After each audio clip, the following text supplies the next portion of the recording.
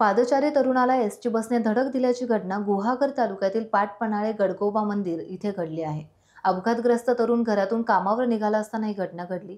अजित कदम राहणार पाटपन्हाळे कदमवाडी असे या तरुणाचं नाव आहे। सध्या त्याच्यावर डेरवण येथे उपचार सुरू आहेत। गुहागरवरून सुटणारी चिपळूण गुहागर ही एसटी बस पाटपन्हाळे स्टॉपवरून निघाली होती। त्याचवेळी रस्त्याच्या बाजूने चालणाऱ्या तरुणाला या एसटीने जोरदार धडक दिली। या घटनेनंतर संतप्त झालेल्या ग्रामस्थांनी एसटी बस रोखून धरली।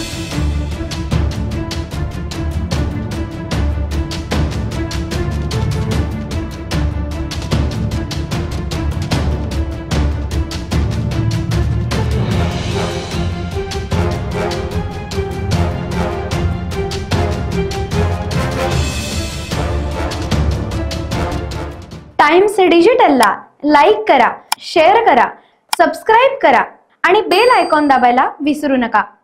Times digital.